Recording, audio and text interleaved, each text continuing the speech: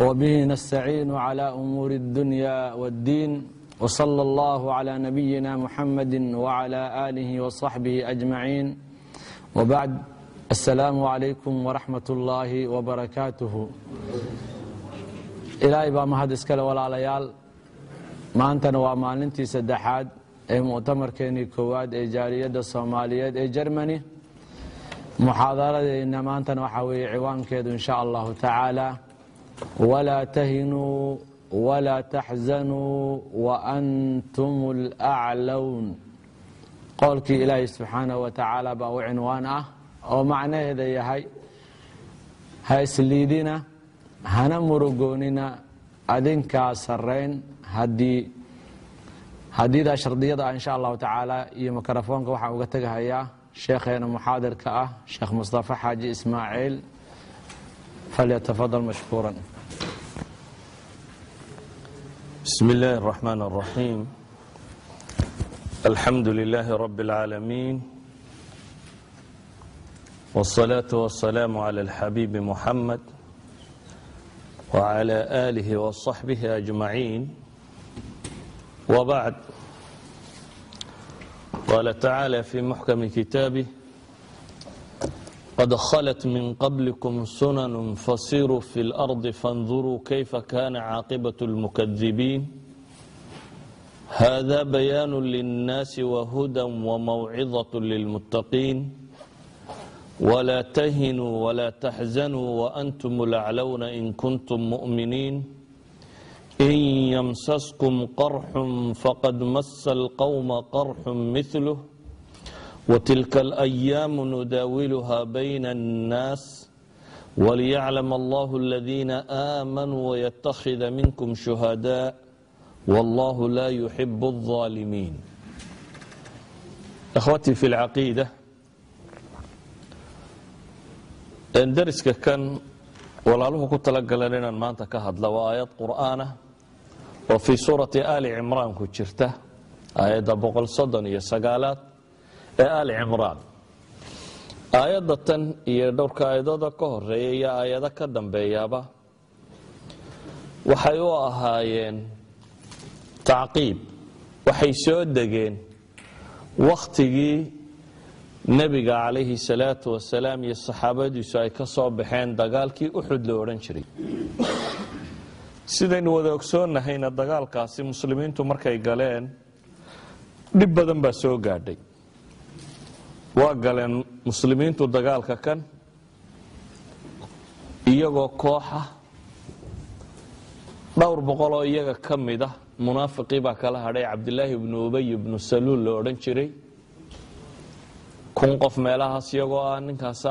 safkii khalkhaliyay 300 dad ku dhadhow buu la laabtay. 700 soo hadhay baa dagaalka galay. nabigu calayhi salaatu wasalaam koox buu meel saaray buura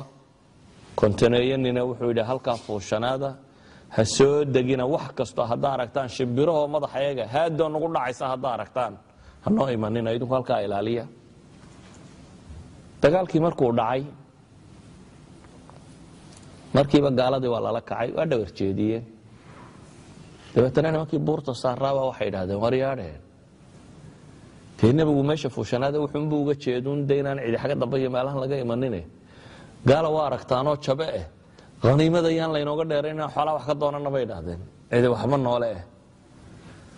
ninkii amiirka u ahaabaa wuxuu idhi aniga nabigu wuxuu igu yidhi halkaa fadhiyo ka soo kici maayo.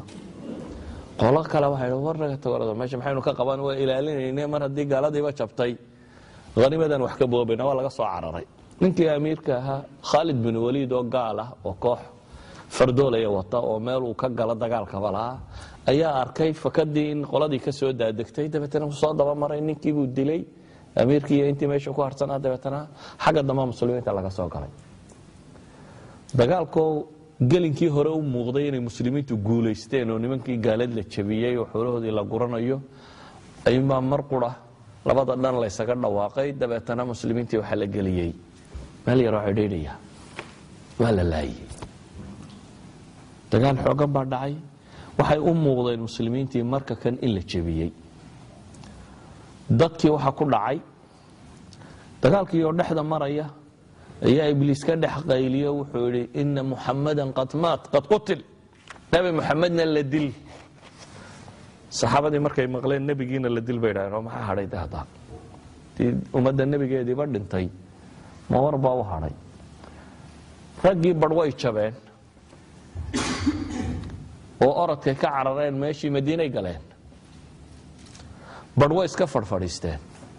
de maxaanu dagaalamay haddii nebigiiba la dilay meel bay iska fadhiisteen badh waa iska sii mintidayeen sacd ibnu rabiic axadu saxaaba soo maray niman saxaabadii waaweynaa ka mid oo meel fadhiya wuxuu yidhi war maxaa dhacay waxay dhaheen dee nebigii la dil oo nebigu hadduu dhintay buu yidhi wuxuu ku dhintay ma idina ku dhimataan maxaa meesha la fadhidaan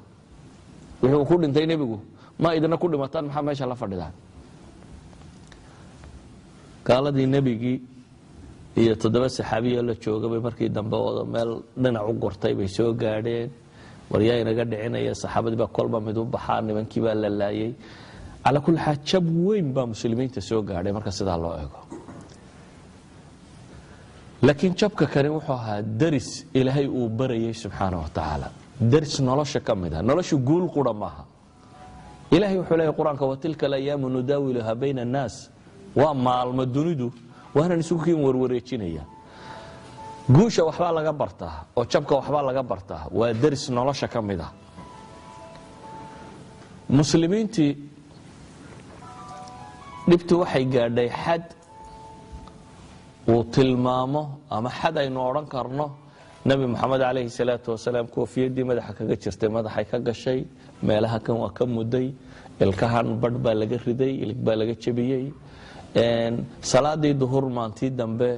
maalintaasi sarajooga uu ku tukan kari waayay fadhiguna buu ku tukaday bal buurta wuxuu markii loo sii baxayay meeshii buu fuuli kari waayay ilaa ay noqoto in loo gargaaro si uu fuuli karo adeerkii xamse waa la dilay rag waaweyn oo 70 saxaabadii waaweyneed ka mid ah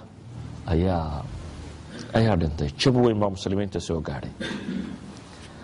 jabka dabadeed baa ilaahay qur'aan badan soo dejiyay quraanka ka soo degay suuratu uxud jawaanib badan oo nolosha ka mid ka waramaya oo si fiican wax leeno tusinayo casrigan aynu joognana runtii u baahan si wanaagsan loo akhriyo dadku si fiican u fahmaan haddaba qayb ka mid ah oo aayadani ka mid tahay hadaynu tilmaamno awalan ilaahay wuxuu ina leeyahay subxaanahu wa tacaala qad khalat min qablikum sunan fasiiruu fi lardi fanduruu kayfa kaana caaqibatu lmukadibiin war dunidu hadda ma bilaabmin baa ilaahay leeyahay idinka hortiin taariikh baa jirta dunida soo jireena bal dadkii hore kibrey ama alla beeniyay ama bal meesha ku dambeeyeen eega dunidu maaha wax hadda bilaabmay baa ilaahay leeyahay subxaanahu wa tacaala idan taariikhdu waa tajaaribtii ama waa waayaragnimadii bini aadamka ee dhabta ahayd oo u baahan qofku inuu si fiican intuu u daraaseeyo wax badan lagala soo baxo oo wax badan laga faa'iideysto kadib baa ilaahay wuxuu tilmaamayaa bacda aaya ولا تهنوا ولا تحزنوا وأنتم الأعلون إن كنتم مؤمنين مسلمين تجبتي عينك أسكن عضي أي إلهي وحولي ولا تهنوا هضعيفنا هل يدننا ليدني ما يدن كل عين ولا تحزنوا همرغوننا ومرغ يدن كل عين وأنتم الأعلون إن كنتم مؤمنين إذن كقرية با إلهي سبحانه وتعالى هداتهين مؤمنين بالليل aayaadkani waxay soo degeen iyagoo muslimiintu jabeen oo waxaasoo dhibi soo gaadhay aduu waxaad qiyaastaa iminka haddii dowlad inta dagaal lagu qaado ilaa la yidhaahdo madaxweynihii wuu dhintay maxaad u malaynaysaa dagaalkii lasla galay askar lagama warramayo janano iyo meelaha ma joogte madaxweynihii baa la dilay haddii la yidhaahdo waddanka sidii dagaalka loogu waday yani waxaa la dareemaya inaan waxba ka soo hadhin xad bay muslimiintu joogeen lagu dhawaaqo la yidhaha xataa nabi maxamed baa la dilay warkaahi uu soo baxo ilaahay subxaana wa tacaala waa ka u tilmaamaya markaa balaayo